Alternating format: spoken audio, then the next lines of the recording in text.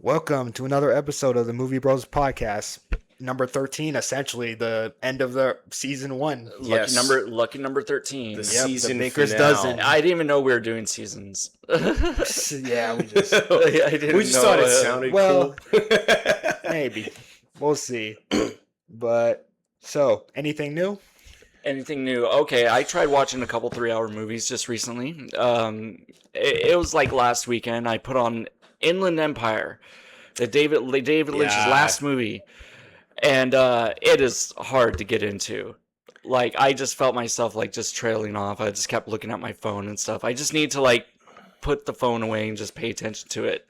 But I'm gonna go and get back into that again because it seems like it's really long. There's a lot of stuff in it. It's long, but it is good. It's just, There's I a think, lot of characters. I was gonna say though, I think, like along with almost every David Lynch movie, it is a mood. I feel like you have to be in a specific mood to Yeah. watch his movies. Yeah, me and you were just talking about that on a few episodes ago. It was Yep. the same with Cronenberg. Yeah. Speaking of which, I recently saw a Cronenberg movie, Dead Ringers. Oh yeah, yeah. I still gotta watch that. It's a fascinating movie. Like Jeremy Irons plays these twins. Yes, That's probably like his best performance I've seen from him. I gotta see that because I remember seeing trailers for it back in the day, but I've never Yeah. seen it. It's weird. Like he plays like these two gynecologists, and like it's weird. One of them is like really confident, kind of a douchebag. So he's like really good with women, but the other twin is like very like to himself and like meek. Oh yeah. So like the confident, it's funny. The confident one will like he'll like get a girlfriend or whatever. Like he'll do his thing with her, and then like I guess when he gets tired of her, he'll like pretty much hand him off to the twin brother. That's funny. That Yeah. sounds awesome. But yeah, man, it's a pretty trippy movie. So the other 3-hour movie I watched was Avatar Part 3, Fire and Ash. And oh god, Avatar has really worn out its welcome. The movie is basically, it just takes like some of the best parts of the first two movies and just kind of like thrusts them together into this third movie. It's like I swear I've seen these scenes before, like when the humans are attacking and they're coming down on their little dragons or whatever. And I was like, this is like the scene from the first movie. This is like the ending of the first movie. Me and Mick don't need to say anything, man. 'cause Yeah, I'm not saying we- shit. I really like the know. villain, the girl that was in it. I don't even know her name. The You look at that. You don't even one remember she- the character. Yeah, I don't That's remember all you these need to characters' know. names. Yeah. But I just felt like it was overly long, and then they went back to the whaling, the whale subplot from the second movie. I'm like, why are we backtracking? Why are we going back this direction? This doesn't make any sense. I was like, I think. They pad out the runtime, man. They're always trying to go like I 3 think- hours I on think- these Yeah, movies. they're trying to do a 3-hour movie. They could have cut out all the whaling stuff, and like the movie would have been way more tight. I just felt like Avatar 3 has really kind of taken a nosedive. I hope they don't make another one. Apparently they are, but I can't believe. I'll be really surprised if they do, because like I said, it's made the least out of all of them. Oh yeah, yeah. It's like The spectacle of depreciating. seeing these movies is seeing them in the theaters in 3D. Yeah. That's what you want to see. And if you miss it in the theaters and you're just watching it for like the story or the action, it's like, oh god. Yeah, it's very shallow. I was so disappointed. Yeah, Yeah, Avatar: Fire and Ash is undoubtedly James Cameron's worst movie. Wow. It's got to be. I wish we had. Honestly. What's the thing that the judge has? Yeah. The Well, just The because I like gavel, the yeah. first The two gavel, Avatar movies yeah. doesn't mean anything about this third one. This third one sucked. I was really disappointed. And the thing is, I kept seeing like the previews for it like online advertising Disney Plus, and I'm like, oh, I gotta watch that. And like they're just showing you some of the best clips from the movie in the preview, of course. The rest of the movie is boring, Not surprised. and that was the problem. Not surprised. So anyway, that's my little review on Avatar: Fire and Ash. Yep. About what we expected. yeah, pretty much. Recently, I did a double feature of these two space movies. First, I saw The Martian, Oh yeah, that's a good and one. then I saw Project Hail Mary. They're both based off books by Andy Weir. Mm-hmm. And dude, I'll start off with The Martian. That might be a top 3 Ridley Scott movie for me. That's a great movie. It really is good. Because I just watched it late last year, and for the first time in a long time, and I really enjoyed that movie. It was really good. It's entertaining, and Matt Damon has to find a way home. Yeah, he's man. always looking for a way home in all of his movies. Yeah, like same year that Interstellar came out. Yeah. Well, no, Interstellar was 2014. That's right. Yeah, because it was 2015. The Martian came out. Yeah, but like, dude, the movie made me feel good. It had a good soundtrack, you know. That's pretty awesome. Like they literally play "I Will Survive" during the credits at the end. I was like, okay, that's clever. It seems kind of realistic too.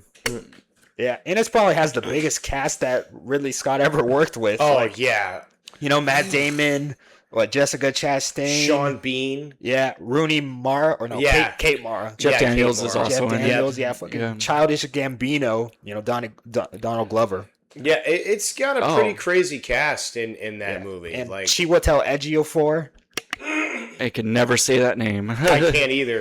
Chiwetel Ejiofor. Yeah. I know him from Children of Men.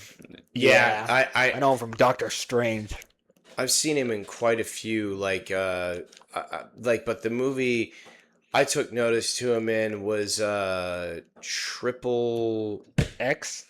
No. The John Hillcoat directed it, and it had Norman Reedus, Aaron Paul. Oh, it has Aaron Paul in it, then I definitely didn't see it. There are very little Aaron Paul movies. I've only ever seen him in Breaking Bad. Shit, what was it I called? can't stand that guy. It was actually a really good I don't know, I heard he's movie. a very nice guy in real life. I don't care. Let me- I just don't like him. Apparently, he's going to be in the next movie of that guy that made Obsession. Oh, really? Yeah. Oh, no. Oh, yeah, I did see that. Yeah, but apparently it's going to be about ghost hunters or something like that. So, we'll see. We'll see if he can catch lightning in a bottle twice with that guy. It just seems like after Breaking Bad, man, like he's been on some rough road when it comes to movies. Yeah, he just appears. I think he's just just mainly living a off the TV. money he made off that show. He's mainly just a TV show actor. Like, He was Yeah. in Need for Speed based on the video game. really? Yeah, did you know that they made the Need for Speed movie? I mean, look, I like Not Aaron surprised. Paul, but he would not have been like, if I was doing a Need for Speed movie, I wouldn't have been like, dude, let's get Aaron Paul. That would not have been my first choice. You know, like, Yeah. what was the name of this fucking movie that's gonna drive me nuts? Also, Project Hail Mary. I've also seen that. That was pretty good too. That was a fun movie. I like The Martian more, but Project Hail Mary was pretty fun too. Yeah, is that the one with Ryan Gosling? Yeah, because I was thinking about watching it myself. It looks pretty good. Yeah, it's definitely it's a little more emotional. Oh, than, it is? The God Martian, but it was directed by Phil Lord and Christopher Miller. Oh, okay. Yeah, Lord and Miller, the guys who, did 21 Jump Street. they attempted to do the Han Solo movie. Yeah, they did. They got fired. Yeah, or they quit. I forgot which No, one they it got was. fired. Apparently, there was complaints about like the production of that movie, saying that it was going way too ad lib. Yeah. it was turning into like a silly comedy. Yeah. And like I guess Catherine Kennedy came in there and said like she put the hammer down. And She replaced fired them him with and- Ron Howard. Yeah, I got Ron Howard to reshoot like 90% of the movie. They basically made that movie twice. Yeah. Oh, kind of like that it Ridley flopped. Scott movie with they replaced Kevin Spacey and put Christopher Plummer in. All the money yeah, in the but it was world. just a couple scenes that they had to reshoot. Oh, really? Yeah, Okay. it wasn't the whole movie. Yeah, I think it was All the Money in the World, wasn't it? When that what it was called? Something about that. It's like based on a true story, isn't it? Yeah, Maybe. Mark Wahlberg's in it. Yeah, like, But it wasn't bad. It was okay. yeah, but Lord and Mirror, their area of expertise is definitely animated movies because they made the Lego Movie. Oh yeah, And that's one of the best animated movies of It all is. time. Yeah, everything is actually- awesome. Yep. And they also made they had a hand in those Spider-Verse movies. They like wrote them. That's interesting. I haven't seen those yet. They're fun. What are they called? They're called Spider-Man Across the Universe? The Spider-Verse. Across the First one's Spider-Verse? Into the Spider-Verse. Into the the- second one is Across the Spider-Verse. Okay, and what's the third one Third called? one's gonna be Beyond the Spider-Verse. See, I hate it when they keep using the same name, a similar word in all the titles for these movies. Yeah, You it was know, originally gonna be a part one, and I'm part just two like, situation. which one comes first? I think it's pretty clever. Like Rise of the Planet of the Apes, Dawn of the Planet of the Apes. Like, which one comes first? I think with the Spider-Verse titles, it's pretty obvious which order it goes in, Oh, okay. Into and Across and then Beyond. and then Beyond. Well, Okay. it's Yeah. like the Okay, that makes sense then. Yeah, it's like the Halloween movies, the Return of Michael Myers, yeah. the and then the Revenge of Michael Myers, and the Curse. Curse of Michael Myers. The other that Spider-Man doesn't make movies sense. too, where they use the word home in all the Oh yeah, Homecoming, Far From Home, And No Way Never Home. Been Home, or whatever. I don't know what these movies are called. Yeah. There's a fourth one coming out, Oh yeah. so they're I guess this Tom one's- Holland's really stretching that changing it- really thin, isn't But they're he? changing it. Well, they're changing it up. It's Brand New Day. Oh, Yeah. So I don't know. It looks pretty cool in my So I opinion. wonder if we'll get some like Spider-Man New York City action like we haven't gotten yet. Yeah, I'm kind of scared the movie might end up being a mess. Like they have freaking Scorpion in the movie, the Punisher, Hulk. Yeah, They have what might possibly be Jean Grey. Is it just that Spider-Man, Tom Holland's Spider-Man is not strong enough a character to hold up his own movie? They have to add all these Apparently others. that's what they think because they keep on. Yeah, because they keep like adding these other people in these movies with him. Like the third one had like the two other Spider-Men from the other movies. in it. Yeah. I don't know. well, I man. don't know. We'll see. Maybe Tom Holland is kind of having a similar problem that Tobey Maguire is. Like, because I mean, you think about it. I mean, yeah, Tobey Maguire did some successful stuff outside of Spider-Man, but Yeah. people still were stuck thinking all I can ever see, Tobey Maguire as a Spider-Man, and I think the same thing's happening to Tom Holland.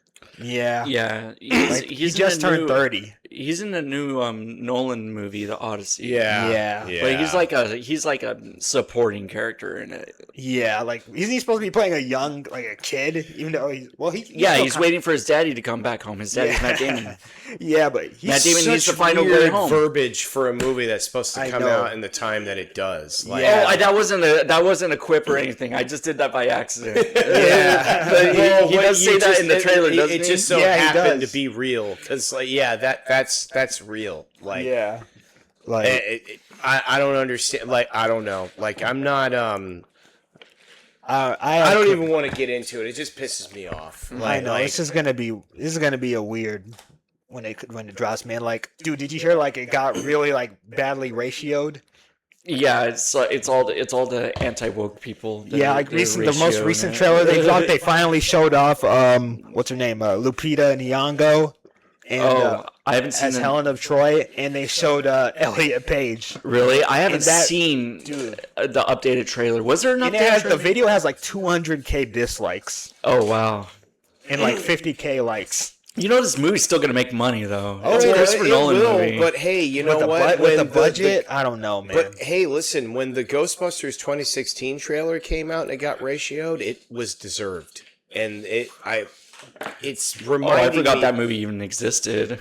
Oh, Yeah. see, that's good. That it's yeah, that we're bad getting that it's better. become 10 years forgotten. And that ago. fucking hack, Paul Feig, to this day, still tries to say how great that movie is, and it's like, dude, fuck off, bro. Like, your movie sucked. Nobody ever asked for it. Nobody ever wanted All it. of his movies are kind of lackluster. They I've seen a few are, of dude, them. and they're all knockoffs What was it? of What was the other something one? else. Wedding I haven't Crashers? seen What? it. It wasn't Wedding Crashers. Bridesmaids. Bridesmaids. Oh, that I was was the like, one- there's yeah. some funny scenes in it, but I'm just like, this movie's overrated. You guys working But with do you Kristen. notice with him? Do you notice with him everything is an offshoot of something else that he does? There is that other one, that spy movie with Melissa McCarthy and Jason Statham in Spy it. Hard. What was it called? Was it Spy Hard. No, No, Spy Hard's that Leslie Nielsen movie. Oh yeah. No, it's okay. Spy no. Game. What the hell was It was called? I have Spy no idea. something. Yeah. But He seems like Or the is it just called he likes Spy? maybe it was Spy. He likes to yeah. repeat actors because like both Melissa McCarthy and Kristen Wiig were in the Ghostbusters. Yeah. Oh, and- yeah, no, I know. He And does. He's used them. They're both like ladies that Maids, try too, so or hard to be funny. I don't know. Bridesmaids. Dude, they like everything. Paul Feig is a hack. And I don't care if, like, I want him to hear this because he fucking sucks. Like, I think he is one of the worst directors ever. Like, the only thing that fucking guy ever did that was any good is he did a couple of episodes of The Office that were really funny. That was about it. And it's like, but then again, he was working with other people's material. So that's the reason why it was, he was led down the right path. It's like, dude, just stop doing what you're doing. Your movies suck. I don't understand why anybody would think anything that he's done has any redeeming qualities at all. They're all garbage. Yeah, apparently, Fuck you, what was Paul it? What was Feig. Ghostbusters? Basically, it was ad lib the most of the movie. Really? Yeah. He was just letting the camera roll and having the actors make shit up on the spot. God, Yeah, I can't believe and- they got some of the original actors to appear in that movie. Yeah, and They got both Bill completely- Murray and Ernie Dan Hudson. Aykroyd Dan and Ernie Aykroyd Hudson. too? Yeah, I don't remember. I think they Yeah, all said three Dan of them. Aykroyd was in it. Damn. Yeah, and they buried all three of them. Just ripping them a new asshole, making them sound stupid, and because that's what they did, and we all know what they were trying to do with that piece of shit. Fucking like, and just the whole arrogance of them to even think that little piece of shit can hold a candle to the 1984 classic. Like, that's insane to me.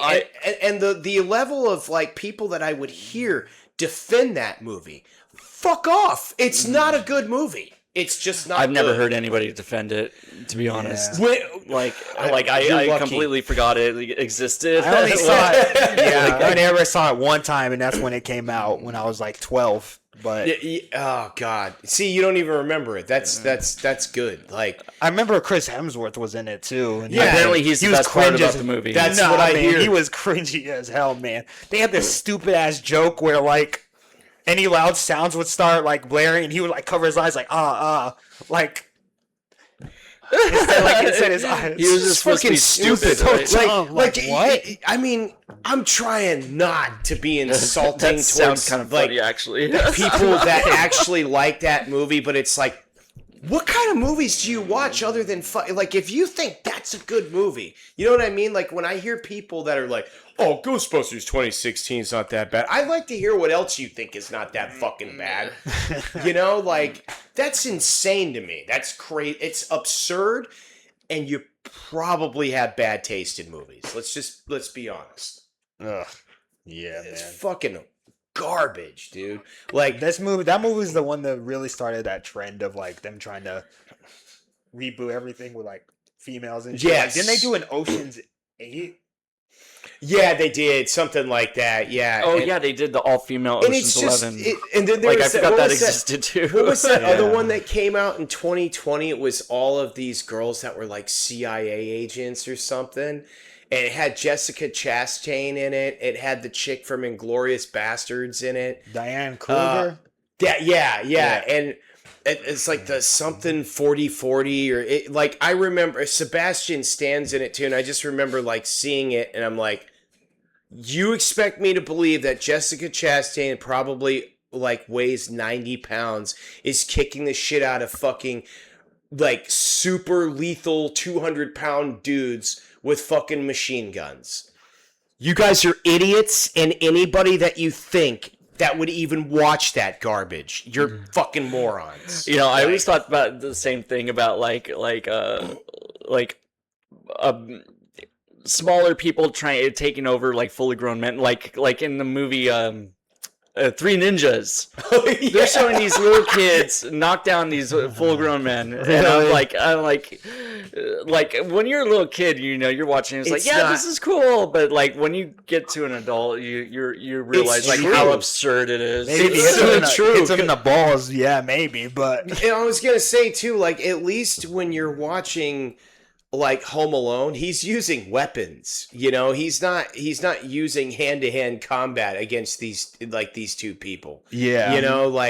And yeah, it was like I wish I knew the fucking name of that piece of shit, but like these like this was like the cringe fest that we had to suffer for the next 5 or 6 years, and it's like Hollywood wonders why they're burning to the ground right now. It's like, because you keep fucking making stupid, shitty fucking movies like this. That's why. Friggin' Supergirl just flopped recently too.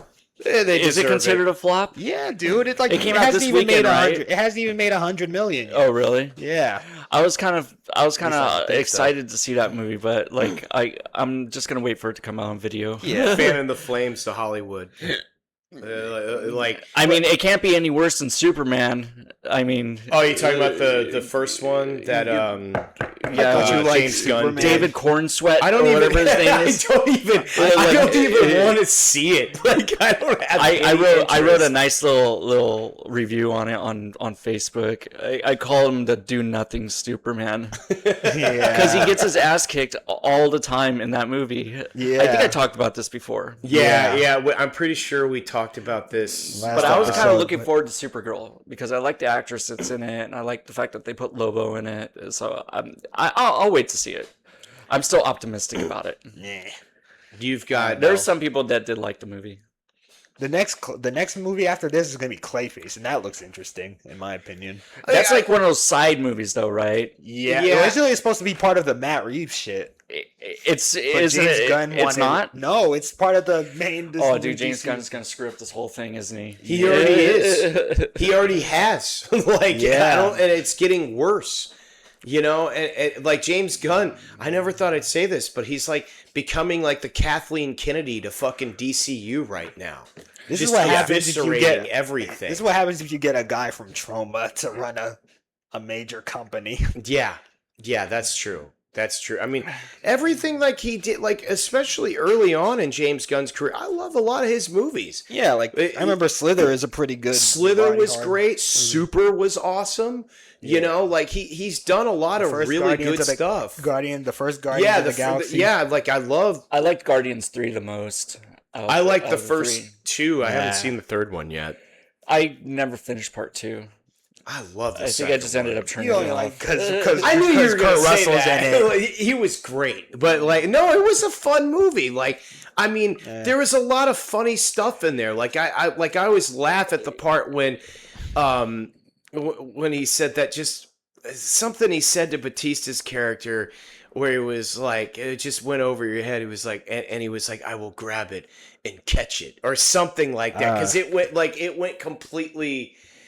It was like kind of enforcing the idea that anytime he hears an expression, he takes everything super literal, and I just thought it was a funny little scene. I get tired of James Gunn's humor fast. Though. Yeah, I get tired of James Gunn's humor fast, bro. Yeah, and I like the way the graphics look on the screen though. It's very colorful movies that he puts out. Yeah. They're pleasing to the eyes to watch. But I enjoyed Suicide Squad also. That was the other one too. Suicide Squad was great. It was called The Suicide Squad. I really loved the Suicide Squad. And then he had that series with John Cena. Oh, the Peacemaker. Yeah, Peacemaker. Peacemaker was fun. I watched half of it. I think I watched one episode. I watched 4 episodes or something. Yeah. It gets pretty ridiculous. Robert Patrick's in it. Yeah, I know. Season 2 was it just complicated. There was a season 2 of that? Yeah. I thought it was just one and done. Nah, man. Oh, okay. Because I know that the Penguin's gonna only be one and done, right? Yeah, that's one and done. Oh, is it? Yeah. But the Penguin's way more mature than anything that James Gunn has done. It does. I haven't watched The Penguin yet, but I hear good things about it all the time. They finally started filming. It's a mafia story. I mean, if you like crime, if you like organized crime movies. I mean, they finally started filming the Batman Part 2 after years. Oh, yeah. Hopefully, there's a big time jump in the movie too. Well, no, it's going to be taking taking place a little bit after the Penguin. Oh. You know, it's during funny. the winter. I know you already had messaged us about this a couple of days ago, but I've been going more and more into the Heat 2. I was about to say that I was going to bring that up next. Yeah. So, what do you think of the new casting of who's gonna play who? You know what? Maybe I'm overly optimistic, but I am super fucking stoked. Leo is playing Val Kilmer's character. Val Kilmer's character. Yeah. Oh, that's all wrong. I thought he was going to be playing De Niro's character. Oh, Macaulay? No, that's Stephen Graham. Graham's playing him. Neil Macaulay. Oh, it's funny because he worked with both Al Pacino and Robert De Niro. Yeah. In The Irishman. Yeah. And he's and also this will be the second time Stephen Graham's worked with Michael Mann since Public Enemies. Yeah. And apparently Jason Clarke's going to be in this too.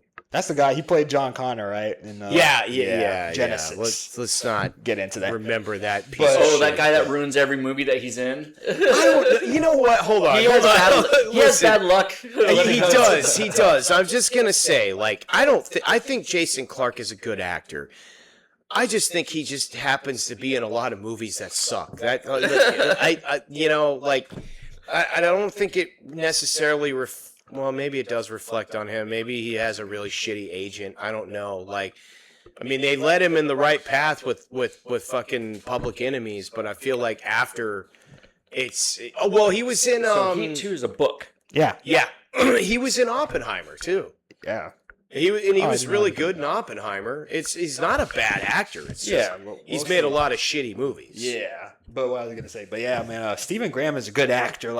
He's English, right? But he can do it good. He loves playing gangsters. Yeah, man. He was like that with Guy Ritchie, but now he gets to do American gangsters, and he's really good at it. Like he was Babyface Nelson, and was it Babyface Nelson? He was in Public Enemies, or I can't remember. Boardwalk Empire. What's the actor? Stephen Graham. Yeah. Look him up. You'll see him. But... Fuck. Like I said, he was in The Irishman. Do me a favor, find out who he played in Public Enemies. That's driving me nuts. I think it was Babyface Nelson. Stephen Graham. No, yeah, I was right. He was in Boardwalk Empire. Yeah. That's where he plays Babyface Nelson. He plays Babyface Nelson in that TV show. Okay. That's the one with Steve Steve Buscemi, right? Public Enemies. Let me check. Because that's Boardwalk Empire. Because fucking Channing Tatum, I think, was Babyface Nelson in Public Enemies. Because he gets killed in the beginning of the movie. I don't remember that much about that movie. Public Enemies. I love that movie. Public Enemies is basically Heat with historical characters. Really? It's still great though. Yeah. You're right. He does play Babyface Nelson in Public Enemies. So what is he? Who does he play in Boardwalk Empire? I'm going down the list. Okay, I was right. He was Babyface Nelson. He's in Gangs in New York as well. Really? Yeah, which I still need to see. Didn't know he was doing movies all the way back then. Who, this actor? He was in Snatch. Yeah, remember? Really? I haven't seen Snatch, but yeah, it's like I haven't seen it in Dags. a long Dags, you like time. Dags? He's also in Peaky Blinders. Yeah. Dude, you gotta see that show. Peaky Blinders is a good show. I know. Everybody, I've been having a lot of people tell me that, and I've been wanting to say it's dude, I did try to watch it a few years ago, and I had a tough time getting into it. Dude, Tom Hardy, when he comes into this show, man, he's one of the best characters in the show. That's what I hear. That's another reason why I want to just sit down and give it a shot. It's just, I remember, I think I watched maybe 3 or 4 episodes of the first season, and I was just having a tough time getting through it. Really? Yeah. Sam Neill played a pretty good villain in the show. Yeah, I did see that, and I'll give it another shot. I'll definitely give it another shot. I think it deserves it. You just kind of get over the accents, like the PK fucking. Well, that's not even the parts that bother me. It was just the pacing of the show. Yeah, it was kind of slow. Yeah, like. But I always... Oh, he plays Al Capone in Boardwalk Empire. Oh, that's who he plays. Okay. There's so many different actors that have played Al Capone. Yeah, like, Tom Hardy played Al Capone too. Freaking, like Robert De Niro. Yeah. Robert De Niro is probably the most famous. Oh yeah, probably. Even though he looks nothing like the actual Al Capone. He beats that guy up with a baseball bat. Like dude, I remember how shocking that scene was to me. Yeah, man, like, that was. The first time I saw it, and like he just fucking whacks him over the head with a baseball bat. You're like, fuck! They parried that. They parodied that in The Simpsons with Mr. Burns, and he couldn't pick up the baseball bat. Yeah, really? So weak. It's like, I'm giving you the beating of your life. It's like, yeah, it's funny. Stop it. In the scene, Robert De Niro, he's like talking about baseball in the scene. Yes. Also, that movie's got a great score. Like after Ennio the Morricone. Untouchables, Yes, if you watch dude. after he did the, I really don't like the movie. Really? Yeah, just a personal thing. I just find it as so comical. Like Sean Connery's death scene in the movie. I'm just like laughing the whole time because he's like crawling and he gets shot like 10 times in the movie. I'm like, how is this guy still alive? With that Tommy gun. He was a tough guy, man. He's like crawling. And then they had that one scene where the cart the baby carriage is going down the stairs. Yeah, okay, that is funny. Yeah, I agree. It's basically a remake of that old silent film. Yeah. Apparently, that type of thing's been parodied a lot. That one scene, the way it's cut together and stuff. I still love that movie though. Yeah, I like Andy Garcia whenever he rolls down. He shoots the guy in the mouth. Yes, they redid the poster for the movie. So the newer DVD or newer Blu-ray release of The Untouchables has him instead of him pointing a gun at the camera, it's a badge. He's showing his badge. I saw that. It was so it's terrible. It's like it's a Photoshop too. You can tell. Like it looks really bad. I hate when they do that shit, dude, because they did that with the first 48 hours also. And like everybody knows, like, I mean, you don't even have to be like super knowledgeable on guns to know that like fucking Nick Nolte used a 45. Yeah. And in like the cover, he's holding a 9mm Beretta, the same gun that John McClane uses. Like, he's never used that gun in that movie whatsoever. I don't even think that gun is in that movie. It wasn't. Yeah, fucking drives me nuts. I hate. Wasn't The Untouchables based off a show? Yes, well, is it? Like from the I know it's based on a true story. Yeah. Because all those people are like historical characters. Was a TV series first. Yeah. But like they took a lot of creative liberties with that movie. I don't know if you ever like watched like the history. A lot of people think it's Brian De Palma's best movie. It's one of my favorites. I mean, it would be in my top 5. I'll give it top 3. Yeah. I would put Scarface. Oh yeah, Scarface is probably his best movie. Yeah, for sure. And I've seen a lot of Brian De Palma movies. Fuck, I never even Dressed to thought, Kill, though, Raising Cain. What would be my favorite Body De Palma Double film? Dude, I like Body Double a lot. I don't know. I need to see Body Double. I don't know if you guys ever realized it, dude. De Palma has the most like sudden endings in his movies. Oh, he does. Yeah. Like, you're not even expecting it when it ends. Like, remember in Carrie, the jump scare, and then like yeah. And then with the Fury, you guys ever see that? The Fury. Is that the one with Kirk Douglas? Yes, I've never seen it, but based off a book. I think I might have seen it, but I don't remember. It's about this. It has that girl from Carrie, Amy Irving. Like she plays like some sort of. She has like telekinetic powers or whatever. Dude, at the end, she literally like blows up this dude, and it just ends. Really? And then once again with Dressed to Kill, remember? It ends with, doesn't she have a nightmare? with Michael Caine like, coming back? Yeah. and then it just once again it ends. That's literally the same ending as Carrie. Pretty much. I still have the unrated X-rated version of Dress to Kill. Yeah, Dress to Kill. That elevator scene had been edited down. I didn't actually see Dress to Kill until like 7 years ago. I heard about it for so many years. I'm not sure which version is the most common one though, because I did see the R-rated version, but I do have a special unrated version of that on DVD. I had a bunch of rare DVDs at one point. Yeah, but that movie is like damn near like softcore porn. It is. Yeah. I call the movie X-rated Psycho. That's basically what it is. Yeah, it has a little bit of a Dario Argento touch to it. Yeah, too. that was his I think his goal. Yeah. I think he has said it before. That's his one of his biggest inspirations just in general. Really, Brian De Palma? You can tell by the way.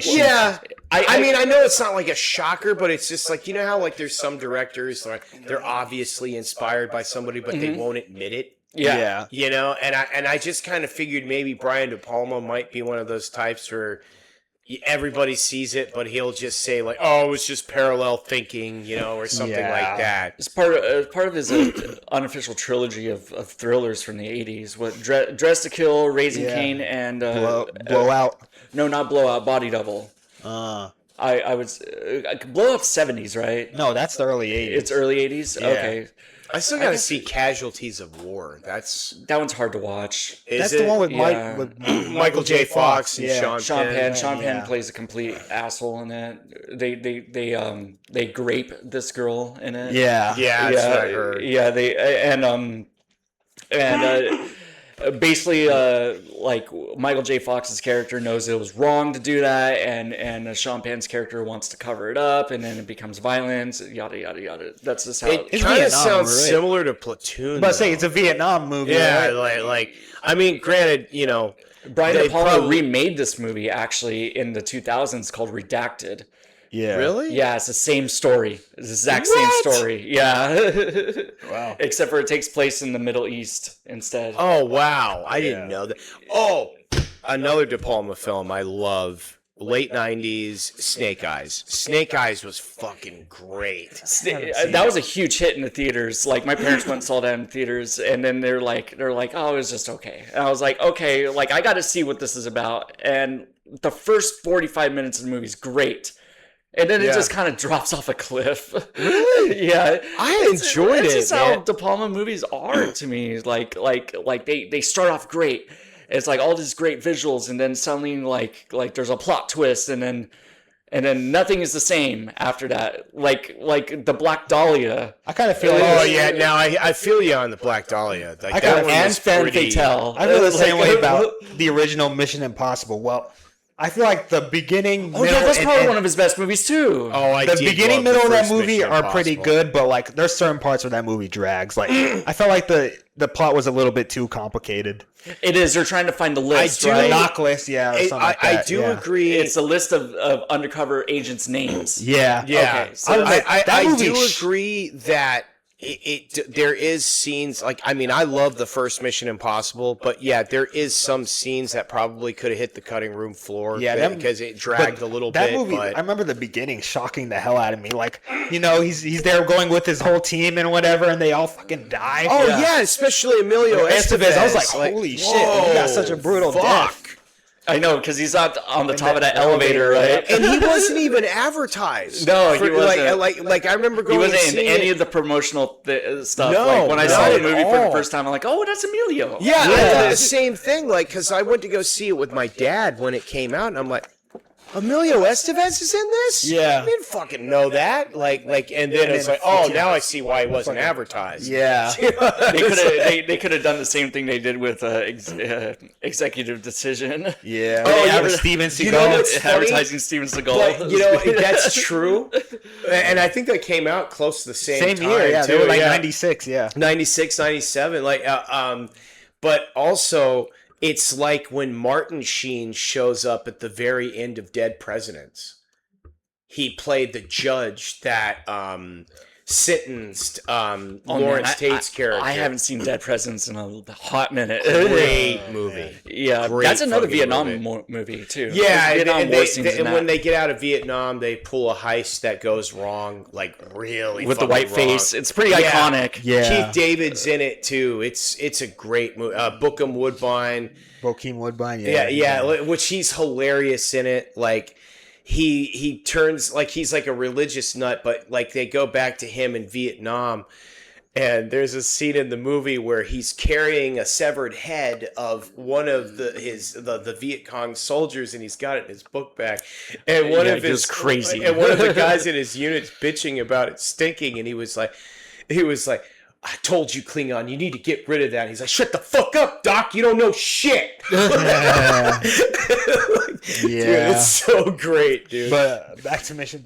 Remember the final sequence on the train at the end? Oh yeah, With Jean Reno. Yeah. He takes a piece of gum and he slaps Sticks it on. Yes. But like whenever it was cool when he tethers the freaking helicopters to the train Yeah. and he has to fly into the tunnel. Yeah. That shit was crazy. Yes. Dude. You know Danny Elfman did the score to Yeah, that movie? it was a good score too. They just had to copy I the like, Mission Impossible theme. come to think about it, that's probably my favorite Mission Impossible movie. Really? Yeah, I agree. You're in a minority on that. Everybody loves the recent one. Well, What, part 4 or 5 or 6? How many are there? 4 through 6. They made 8. 4 through 6? 8 at this point. Oh, the 8th one hasn't come out yet. No, huh? it came out last year. What, Dead was it, Reckoning Dead Part 2? Reckoning? Yeah, or Final Reckoning. Final Reckoning? Yeah.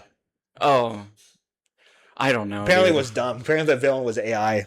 Yeah, I Yeah. heard something about that. I thought that was Wow, just that's part lame. 1 of the 2. I thought it was going to be a 2-parter type of thing. I I saw don't know. parts of the first one in that trilogy, the one with Henry Cavill in it, but That's not really the first one. It's Oh, it's not? 4 through 6 feels like its own trilogy because 4 was a Ghost Protocol. Oh, yeah. Five That, was Rogue that's the one with Nation. Jeremy Renner, right? Yeah, 4 and 5. Jeremy Renner was in 4 and 5. and then there's Okay. also part 3 too, the one that was done by what's his face? J.J. Abrams. J.J. Abrams. Yeah. Oh, 3? Yeah, he directed part 3. Yeah, the 3 was good. I saw 1 and 3 in the theater. I always think about that one scene when he's trying to, like, I think I've mentioned this before, where he's doing math to find out like how long the rope needs to be so he could swing on top of the next roof. Yeah. And he's doing all this. He's doing algebra like on the glass, and he's trying to figure out the trajectory. And I was like, Yeah. of course it'll make sense that a guy like this will know this type of math. You know, he's like really smart. You know? Yeah. I remember Philip Seymour Hoffman played a good villain in Oh, 3. he was a great villain. Oh yeah, Really, he was ruthless. Yeah. In that movie.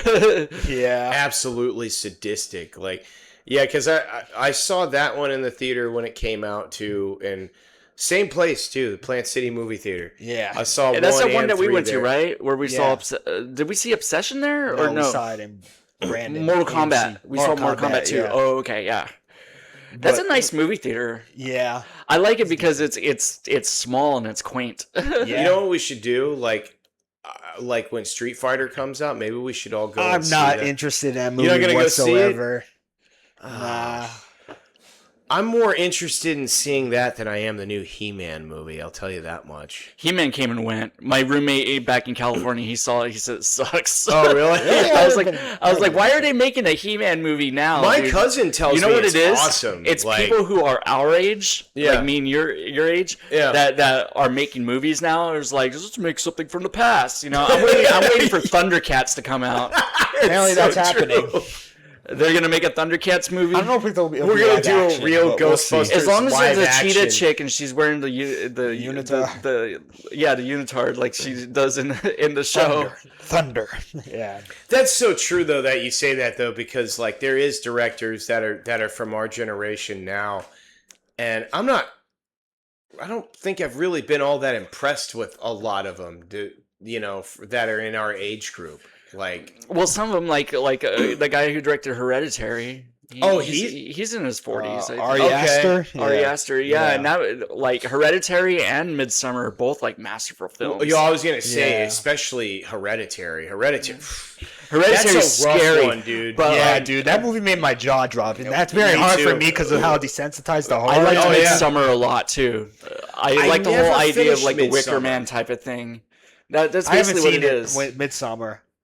I need to it watch sucks. the original. It's Wicker very similar Man. to The Wicker Man, if you've ever Really? seen that. Yeah. I need to watch the original Wicker Man with Christopher Lee. Don't you've only seen the Nick Cage one? I've only seen the Nick. I've Cage never seen the one. Nick Cage one. I've seen the original. The Nick Cage Not the one bees. is hilarious. Not the bees, dude. oh God, No, not the bees. not the bees. Ah! Dude, it's so fucking hilarious. It's a bunch of CGI bees on him. It's like, okay, Nick, we need you to act like there's a bunch of bees on your face. Dude, Yeah.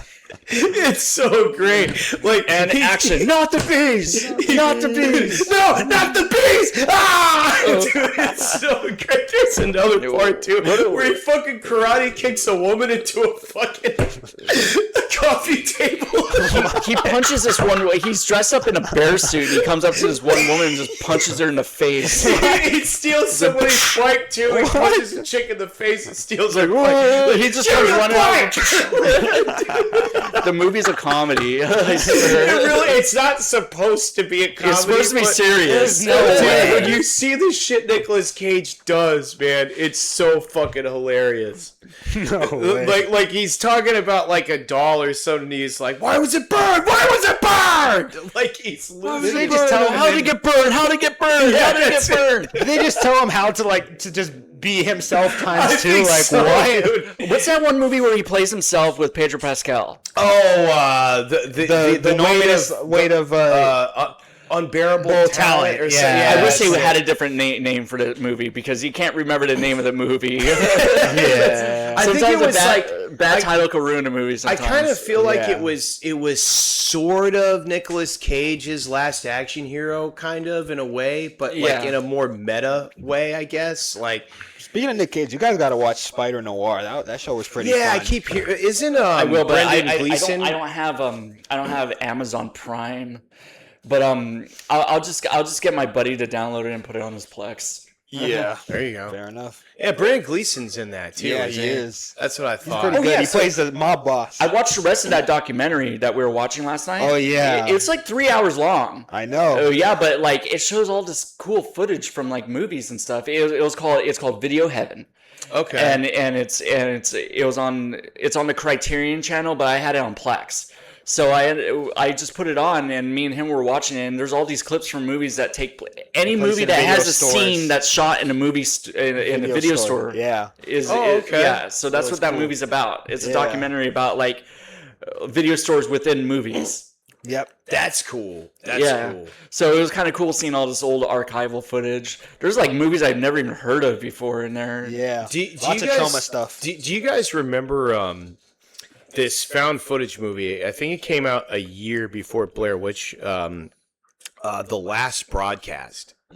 Yeah, I know what you're talking about. Okay, yeah, okay. Like, I figured you would. Like that was a very underrated found footage movie. It was about the Jersey Devil, because there's this lore about the Jersey Devil if you grew up in Jersey or whatever, and the Pine Barrens and stuff. Yeah. Really, really fucking good movie. Like, I think it's on Tubi. It might still be on Tubi. I'm not sure. From what I heard, found footage movies can be hit or miss. The Last Oh yeah, Broadcast. for sure. Yeah, Like Cloverfield, I heard that movie was. I like the first Cloverfield. I heard that movie had like a great like ad like marketing, Yeah, but like the movie itself was in. Didn't J.J. Abrams direct it? yeah, he produced Or it. produced it. Yeah, he produced it. Yeah. You know, and I was thinking because you were asking earlier, like what everybody was watching. I forgot to mention that I went back and I watched Crimson Tide. Oh And- yeah, the Tony and- Scott shit. I love that fucking movie. And I watched The Iceman with Michael Shannon. I hadn't seen that in a while, where he plays the mafia hitman Richard Kuklinski. Yeah, I think I've seen this movie. Really, really good. Ray Liotta's in it too. Like it's David Schwimmer's in it. Really? It made me want to rewatch Black Mass again too, because I always felt like a lot of people shit on that movie. I don't know why. Like I enjoyed it. I haven't seen all of Black Mass. I just remember seeing the trailer when it came out. I was like, well, this is Johnny Depp. It was like, he looks really good in this. And then I just never saw the movie. I feel like that was one of the best roles that Johnny Depp has had in a long time. It was kind of like a nice break from like, okay, the eccentric, weird kind of character. Like it was, he was really, really fucking good in You know this he's playing movie. Scrooge. Oh, I heard. Yeah, yeah. That's funny. By the way, Mick, what do you think of the movie Hook? I have not seen it in a really, really long time, but I remember Brazil got eliminated. Dustin Hoffman played Captain Hook, didn't he? Yes. Yeah. Okay. Like, Because me and Raph were talking about it last night. Like, dude, so a lot of people are doing like Spielberg rankings because that new movie Disclosure Day came out. yeah. And a lot of people keep of the two rankings I seen, both of them put fucking Hook in their top 10 Spielberg movies. That's crazy. Yeah, I mean, it's it's okay. I don't okay. even know. I don't even know if like. I mean, I haven't seen it in a long time, but I don't even know if that would have made the cut for my Spielberg. Yeah, I list. think that Not movie's me. just okay. Like it's it has nostalgic value going on with it. Yeah, I- 'cause yeah, Robin you know, Williams Robin is in it Williams is too, always yeah. fun. You know. Yeah, because like ever since Robin Williams died, like his movies just kind of blow up after that. Yeah. I mean, I kind of understand like why people hold it, you know, in a high regard, but I still don't think like you know. I mean, like I remember one Spielberg movie I think is pretty underrated was that movie Munich. Yeah, with Eric Bana. Yeah. Eric Bana, Daniel Craig was in that too. Yeah. Munich was really good. That was nominated for Best Picture of the Oscars. Like But I kinda it went feel up like against Brokeback Mountain and Crash. Oh. The year that Crash won. But I feel like it's one of those Spielberg movies that kind of gets a little forgotten about. Like it doesn't Yeah. get talked about as much as it used to, and it was a really I heard good it's the same movie. with Amistad. It goes you know, violent. I've never seen Amistad. Me That's the neither. one with Matthew McConaughey, right? I think so. Yeah, like it's one one- Empire. Huge Yeah, cast. one of Empire of the Spielberg's Sun. 3 R-rated movies. Yeah, and then he Yeah. did Empire of the Sun also with young Christian Bale. Yeah, this is like Christian Yeah. Bale's first movie. Yep. But dude, something I realized about Spielberg, he's the kind of guy that he'll take on like he does a lot of projects that I think he shouldn't have done. Like Hook does not feel like something he should have done. Yeah. Same with Ready Player One and AI. Oh yeah. Well, you know, originally who was Kubrick. Yeah, Yeah. Stanley Kubrick. Yeah, Yeah. like. Kubrick was going to produce the movie for Spielberg. He just wanted Spielberg to direct it. Really? Yeah, but he ended up dying before that See, happened. but I had heard that Maybe. Kubrick was supposed to direct it, and I also heard that like Ministry was going to be on the soundtrack for AI. That sounds cool. Yeah, You I should- thought so too. you should really watch the movie Life in Pictures.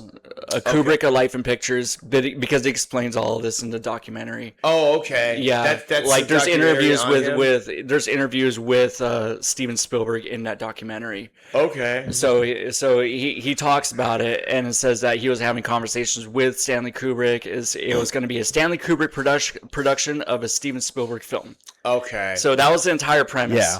And Kubrick came up with all like the concept designs and all that shit. So most of the stuff that you see in the movie came from stuff that Kubrick had already pre-planned for Spielberg to make. Okay. Yeah.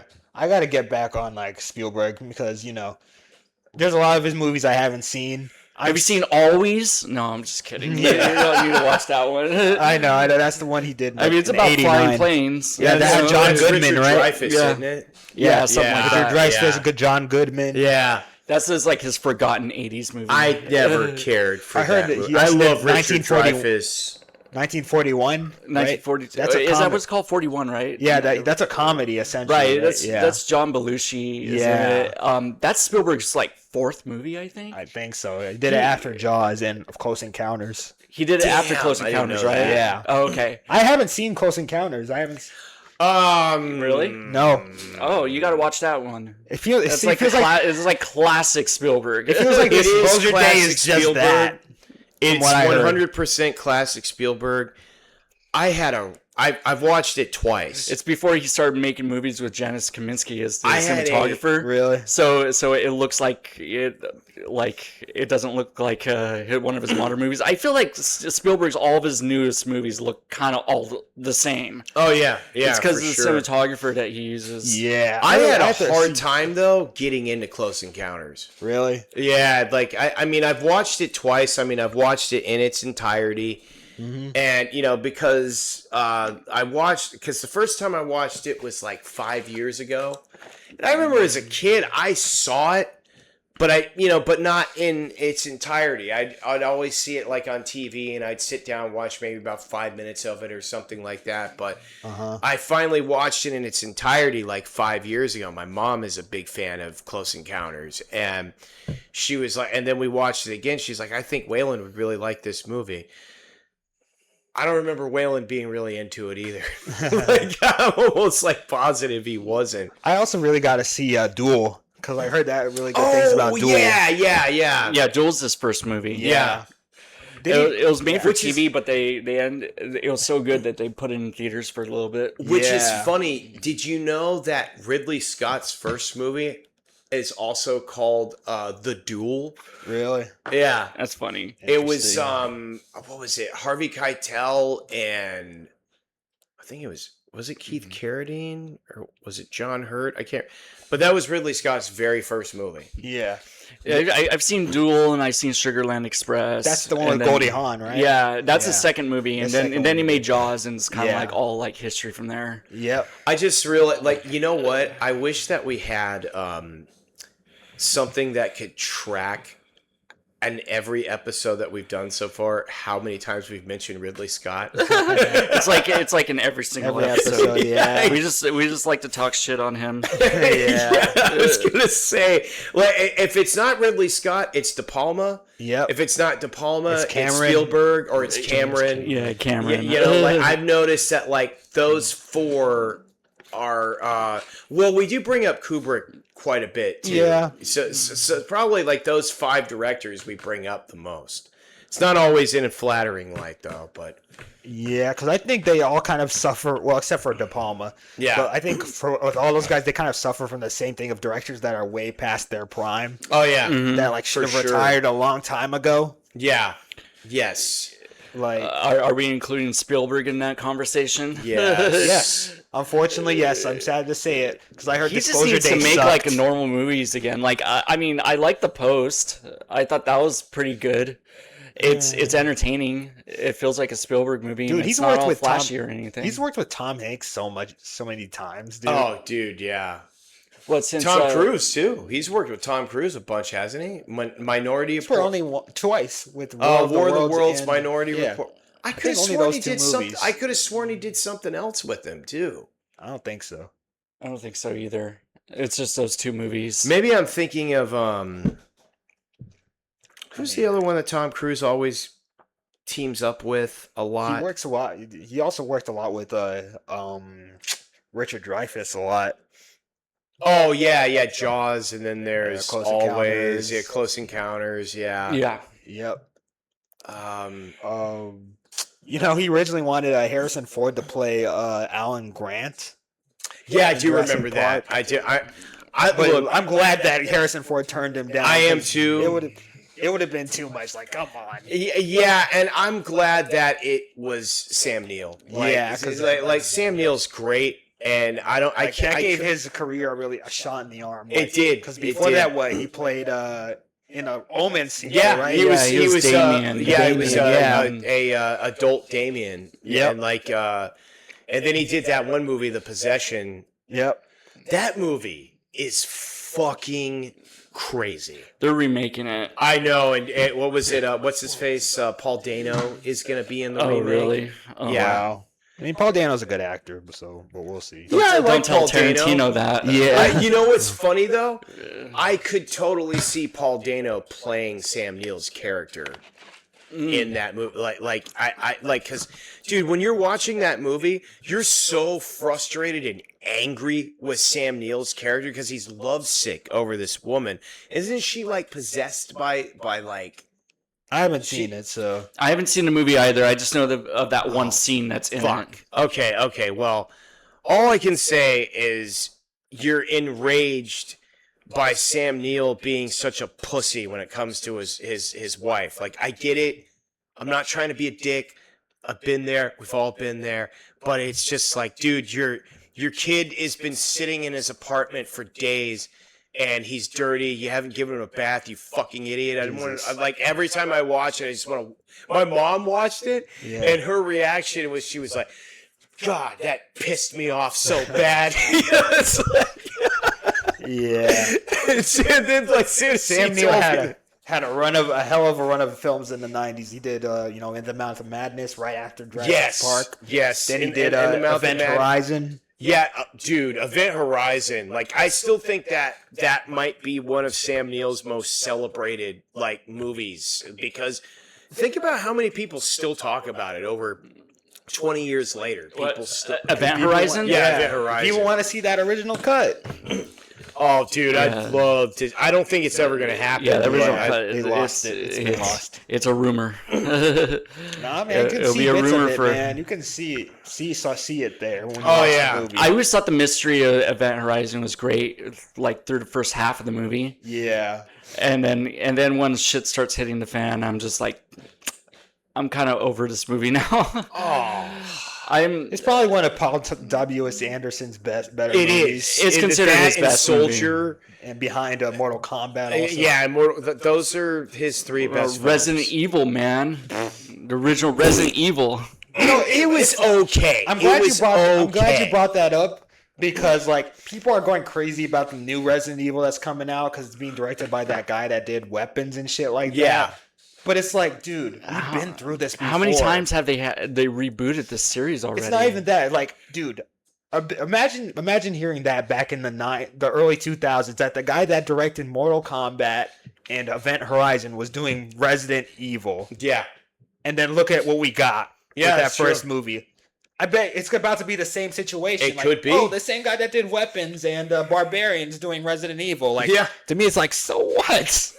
Yeah, seriously. He's already admitted it's not going to be. It's barely going to follow the games. Yeah. Like, come on, like you've been through this before. I know. It's just like, I think to me though, what's frustrating about a lot of people, because like, you know how we were talking about this in an earlier episode too. I think we were talking about this like episode 5, episode 6. Yeah. But like how lazy like the audience can be, about information. And, for example, like when Punisher Warzone came out, people were like, well, is this a sequel? I'm like, dude, go and read the fucking news when it's coming out, like, and you will get all the answers that you need. Some people just ain't interested like that. Well, and also Like the that. other thing is too, it's but now it's like it went from the audience being lazy to the filmmakers being lazy. And that's why we've been getting so much fucking slop for the last 6 years. Yeah. And these days, like, name alone isn't enough to really like bring me into a movie. Like, No. it's to a certain extent, it's the same with the general audience. Like, I think Odyssey might do pretty good because of it's Christopher Nolan. Yeah. Like, people know who Christopher Nolan is. Yes. But like, I think for guys like us, like, we're so freaking burnt on, like guys like James Cameron and For sure. Ridley Scott, Yeah. So No, I completely agree. We're kind of more jaded than like a lot of like the audience nowadays. Like, I think people like sometimes like the other thing that kind of drives me nuts is like how sometimes people just have this thirst for like something new, and it's like, dude, we have like 6 or 7, probably even more than that, decades of film. mm-hmm. You could be going back and revisiting and watching it, like it would be new because you haven't seen it. It Yeah. might not be like, but you also have a lot of really shallow, But I'm glad movie watchers. Hey, they're doing the re-releases some every now and then. Like last year with Jaws. Yeah, that's true. Yeah, I went They to the theater re-released for it that. like in the In theaters. theaters, yeah. Was it in 3D? Yeah. Oh, it got a 3D I went to conversion. go see that Yeah. with my cousin and Wayland and my cousin's son, and that was really fucking cool. Like, I saw the Terminator 2 3D conversion. I'm about to say, it I just saw turned that 35, right? Huh? It just turned 35, Terminator 2. Did it? Yeah, it did. Yeah. 1991, right? Yeah. Okay. yeah, because I saw the re-release of it in 2017. They did Yeah. a re-release of it. The 3D one, Yeah, right? yeah. Yep. And he fixed that one glaring issue in it. When the glass comes off the semi, yeah. when it hits the bottom of the Really? ditch, Yeah. like they fixed that. Oh, yeah. Yeah, so they make it so the glass doesn't come off anymore. It's funny too because I remember I went to go see that as soon as I got off work. Thank God they play the theatrical version though, because I was so dog fucking tired from my shift. I was falling asleep in the theater and I felt bad, but I was like, I will never come straight from work to go and see a movie again. Like, especially if I'm super tired, like, it's going to be hard for me to sit through. Then I figured out, like, pretty early on in the movie, it's like, oh, thank God, it's not the special edition because it didn't show Reese's character pop up in the dream sequence. It's funny you mentioned that because I was like on Facebook the other day and they in a trailer for Terminator 2 popped up. Yeah, and they showed that scene with Kyle trailer. Reese, and I was like, damn, I wonder how people that went to go watch the movie is like, wait, what the hell is Kyle Reese? Remember I told you, like, we talked about that a couple episodes ago. I remember seeing the trailer for it as a kid and being like, where the fuck is that scene where Sarah Connor says, you don't know what it's like to kill one of these things? Yeah. Because, like, I'd always think to myself, I don't remember any of this. Like, I haven't seen this. And then didn't even know that there was a special edition until, like, 2002. I had no idea. That's like, that one scene, the CPU scene should have stayed in the movie. Oh, I agree. I think a lot of it should have stayed in there. Like, well, I think I'm looking at a list right now. So there's Sarah's Nightmare where Kyle Reese appears to her in a dream. That should have stayed. Yeah. The foster parents, the T-1000 is shown killing John's foster dog, Wolfie. Yes. And then Miles Dyson's background scene, another scene with Miles Dyson at home, and then there's the alternate ending that's in the extended special edition. Yes. Yeah. Well, I don't like the alternate ending. I think it's kind of stupid. I don't either. Yeah, with old Sarah Connor. Yes. I mean, I see what they're going for with it. I do like, too. Everything worked out. I do too. I don't think it's. And I think they chose with the ending to the theatrical. They went with that ending to leave it open ended for sequels. Yeah. Yes. Yeah. Mm-hmm. Yeah, for James Cameron to totally fail us and not ever come back and do 3. That's not on him. That's not on Cameron, man. If he felt he was done, he was done. Like, imagine if it was just Terminator 1 and 2. That'd be one of the greatest but 1-2 punches in film. But you're right. But in this case, Cameron always said he was going to do 3. Even when he did Terminator 3D, I still remember because when you get the special edition on DVD, it comes with also the making of Terminator 2 3D, the Battle Across Time. Yeah. In that behind the scenes, he says, I'm definitely going to come back to do Terminator 3. Mm-hmm. And he never did. So that's why I've always kind of held this little grudge towards him, for that. Because didn't he, produce 3? I don't even think he produced 3, honestly. I don't think he had anything to do with 3, like, at all. Right. And I like Jonathan Mostow. Breakdown is a fucking great movie. Yeah. Terminator 3 is shit. It's just okay. Fine, yeah. I mean, I like some special effects. Well, I don't mind what's her name, Christina Loken as the TX, which is basically she does her best Robert Patrick impression. The thing is, I was watching. I watched Terminator 3 during the height of when the TV show was on. The Sarah Connor Chronicles. Yeah, I've still never seen that.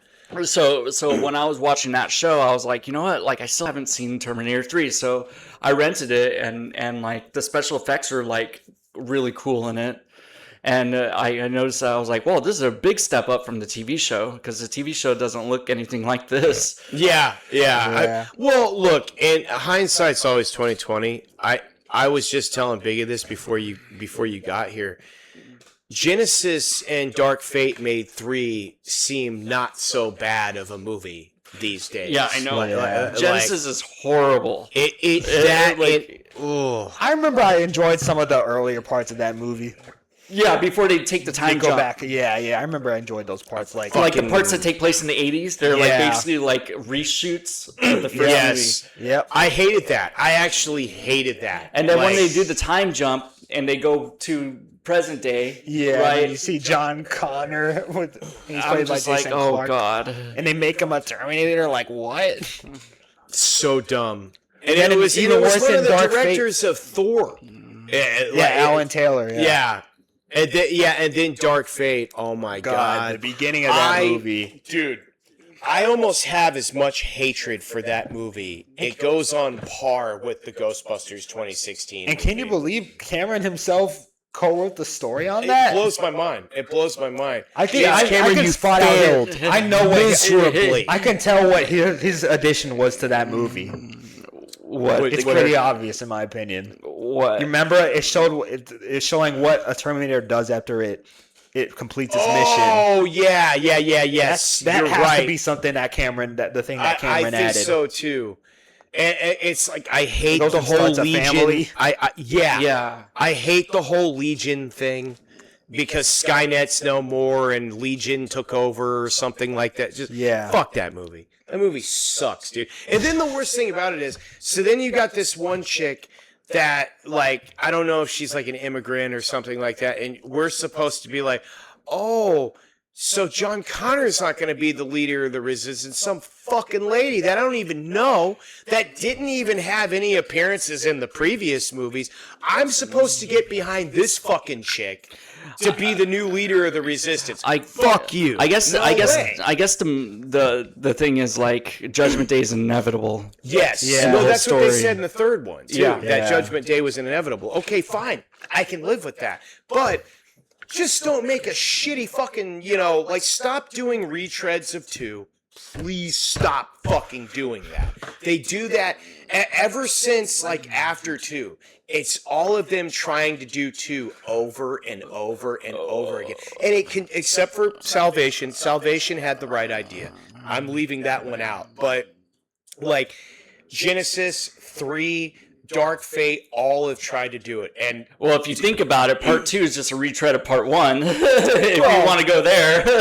well, I mean, hey, Kinda, it was sorta. still a great fucking movie, regardless. Maybe Well, in the there's general a story. truck chase at the end that Yeah. ends in a factory. But at least they ramped it up. on. Just like, Hey, that's fine. They ran the same. It's still more well executed than those other garbage sequels. That's the reason I like part 1 more. I like part 1 because I liked Arnold being the bad guy. I like the 80s. I like the I- 80s vibe, like the I do music. too. I love the first one, but the second one's always going to be my favorite. It's like that. It's just The first one's like more rewatchable in my well, opinion. well. Also, the way that I look at it, the second one takes all of the elements that I love from the first one. Yeah, that's why I said they ramped up everything. Yeah. Oh yeah, and it was like Like they had 'cause the it was- idea for the T-1000 for the first movie. Yeah, But yeah. I think he wanted to go with like stop motion. Yes, and But also like, they're kind of glad it would have been cool to see it stop motion, but like I would have been cool with that too. Well, but like they were. it was probably wise to wait till the second I think one. so too, yeah. because they also the other one of the ideas that they were really thinking about doing was having Reese come back as a Terminator.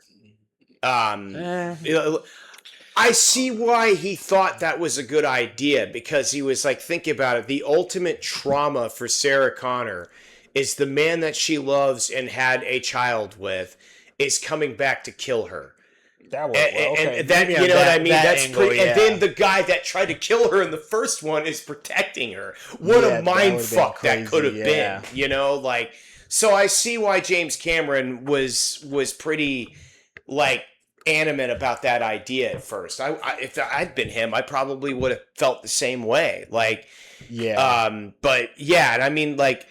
But that was the thing that I love about 2 also, is it was still very dark, like the first movie. Yeah. They ramped up the action, obviously, but it still had that darkness the first one did. Yeah. And Another then- Cameron movie is having an anniversary this year. Aliens Oh, really? turns 40 this year. Damn, Aliens is 40.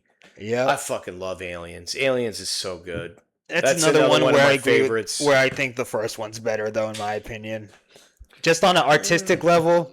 I don't know. Yeah, I like They're both Alien good in their more own than ways. I like Yeah. Alien, but I like Alien more. I like the realisticness of Alien more than part Yeah, 2, I like- but I like part the 2 grunginess has of- some cool scenes in it. I always felt there was kind of a plot hole in the Aliens. Like, what the hell are the odds that, like, as soon as Ridley comes out of space, whenever they pick her up, that shit goes wrong at LV-240. Yeah. They said people were living there for like 20 years before Yeah. What Well, goes she down. was in hypersleep for like 50 years. Yeah. Yeah, but like I always found that a bit kind of 57 years. I always found that a 57 bit years. contrived. Yeah, it seems like a little too coincidental. Yeah. I mean, Yeah. but you got to think though, movies and sequels back then were all very coincidental and convenient in a lot of ways. Like, I mean, I mean, you had to find some starting point to do a sequel, you know, like, Yeah. and I think, I mean, if you were to put that aside, I mean, it's still fucking one of the greatest sequels ever made. Like, I mean, I put that like. Aliens for me is on par with Terminator 2, with The Dark Knight as one of the greatest sequels ever made. Like, I love the first movie. When I was younger, I thought the first movie was very boring. But then when I turned around like 26, I watched it with a girl that I was dating at the time and completely flipped my whole opinion of the movie. Like, I was like, oh my God, this movie's great. Yes, it's very slow in pacing.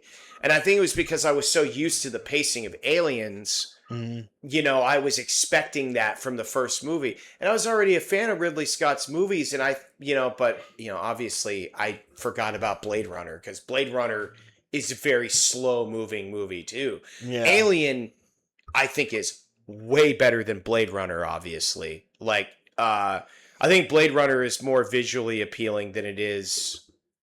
Like, I'm not knocking the movie. It's not a bad movie, I think but it's not. It's a my very favorite. impressive movie. Like, Yeah. made movie. Like the visuals in that movie. Yes, absolutely, Excellent. But like Alien, that's one that I have a greater appreciation for than I did. You know, when I was younger. I think it's. Yeah. I think it's great. I still like Aliens more though. You know. Fair enough.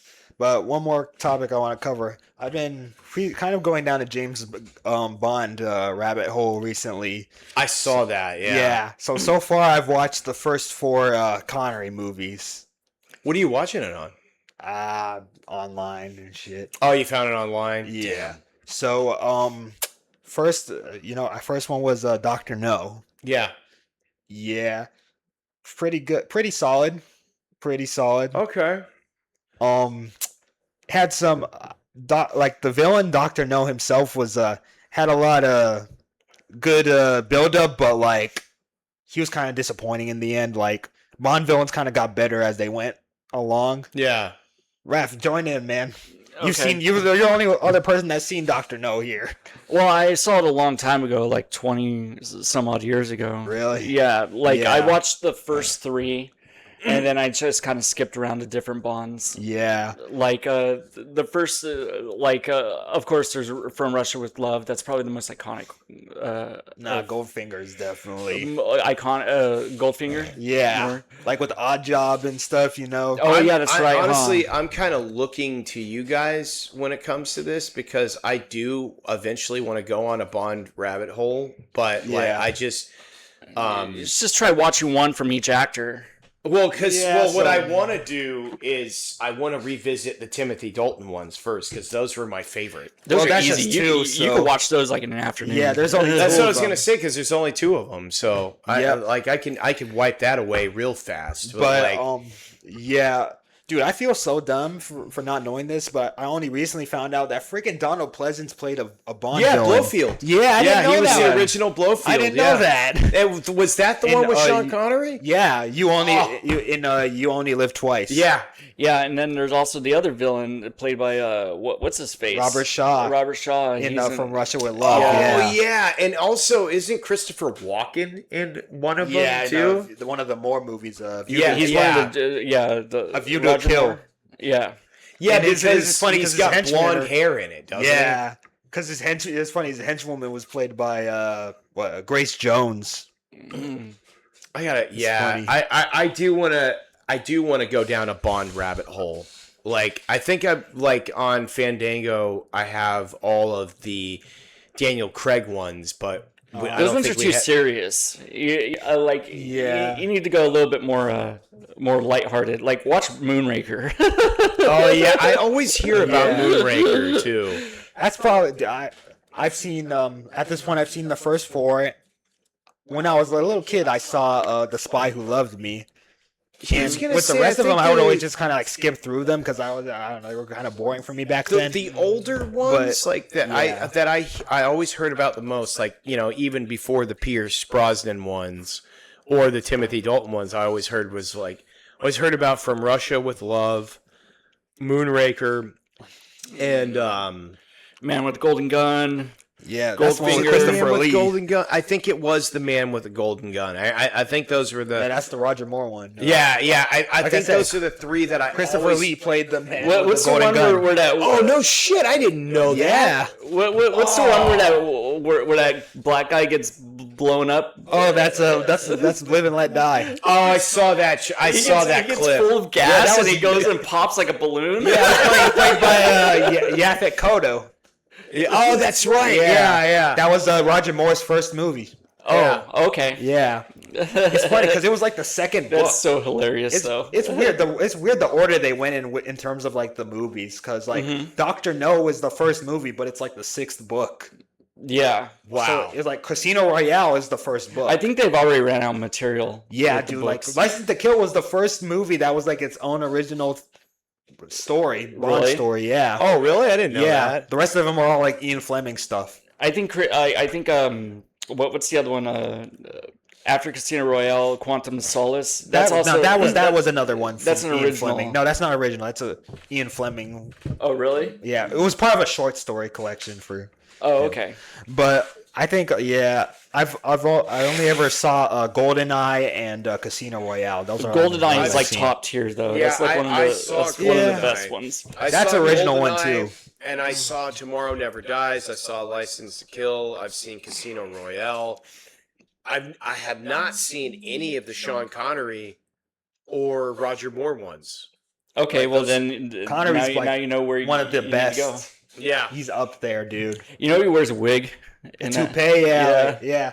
Oh, forgot when of course he does. doesn't have enough hair. When did he start wearing it? I gotta look at Like in the first movie. No way. Yeah, the first since, one. since the very beginning. Yeah, Wow, I'm surprised they went with they him. they put a little hairpiece on him. But then again, like freaking, based on a sketch of Bond, it kind of seems like he has a hairline. Oh, okay. If you've seen what he looks like. I don't know. There's that new movie or new video game that came out. Yeah, I heard it's First Light. It's That's First what Light. I heard it's not. It's no heard bueno. I heard It seems it's like garbage. generic Bond. Is it generic Bond? Yeah, I don't know. It's like, who is this guy? it's like a young Bond. Yeah, it's made by the guys who made a Hitman. So it has a similar gameplay style Yeah, but where you're like sneaking into places and You should have had Henry Cavill do the voice of Bond. maybe, Like, maybe. I mean, I would be totally on board with Henry Cavill playing James Bond. a lot of people Maybe. would. I mean, I'd be on board with Idris Elba too. Like either one. He's already said that he doesn't want to do it. I'm just wondering who they're gonna get. Probably It needs somebody to be a British subpar. guy. It has to be a British guy, yeah, obviously. I Like- think this is like the longest time we've had without a Bond movie. Hey, wait been a 5 minute. years. Hold on. What if we got an American guy that played a British guy? You know they had that. They would back not in be the day cool. they were back in Fans the will- day they almost did that. Like Burt Reynolds was one of their choices. For Bond. Really? Holy shit! Yeah. Every time I think of Burt Burt Reynolds, Dick Van Dyke. Dick Van Dyke? Yeah, but he thought he What? couldn't do a good English accent, so now he Oh, turned it man. down. yeah, we know that from Mary Poppins. So I was Yeah. gonna say, I mean, I can't imagine Burt Reynolds trying to do a British accent either. Every time I think of Yeah. Burt Reynolds, I always think of what's his face. Smokey and the Bandit. No, what's his face doing an impersonation on SNL? Oh, The- fucking the Norm Jeopardy. Macdonald. Yeah. Yeah. Yes. Yeah. Shuck it, Trebek. Yeah, that's such a great fucking skit. Like, Hilarious. but yeah, that's crazy though. I never knew Burt Reynolds was one of the choices. Yeah, back in like the 70s when they were replacing Sean Connery. you could have done Clint Eastwood. I wouldn't be surprised if that passed through their minds. Yeah, I mean, Clint Eastwood's got like I'm a Bond. look of a Bond. James Bond. Yes, He could be a villain. he could be. I can see him playing a villain. Played a I want villain an yet? alternate Has Clint Eastwood universe. ever played a villain yet Clint in Eastwood a movie? I don't think so. No. That would be a first, but he's retired. He finally fucking retired. Yeah, I know he did. At 96. Yeah, shit, he had a good run. You know what weirded me out recently? He was the same age as Sean Connery. Really? Yeah, Oh, shit, as a I matter of didn't know fact, he's that. a few months older than Sean Connery. What? Always felt that Connery was way older, but Yeah. no, Well, Connery kind of aged a little bit faster because he went than bald. Clint You know, Eastwood. he started going bald early. And I was gonna say, I mean, he started getting grays pretty early on too. I mean, he plays Harrison Ford's dad in But they only got Last 12, Crusade. they only got a 12-year age difference. Yeah, I know. yeah, which I never understood that. You know, like when you watch movies from the 80s and the 90s, and they would do that, and they would have somebody that's always like Ray Liotta was like a 10-year age difference from Johnny Depp in Blow. Wow. And I'm like, Or Sally Fields is not much older than Tom Hanks. Tom Hanks. Yeah. It's like, can't you true. guys just pick somebody that's like 20 years older? Well, they need than- to age them though, because if the movie takes place over a period of decades, you know. I think they just want to, great actors or whatever. Oh, yeah. No matter the still age. find great actors though that are older, like that are older than like 10 years older than the actor that's playing the lead role.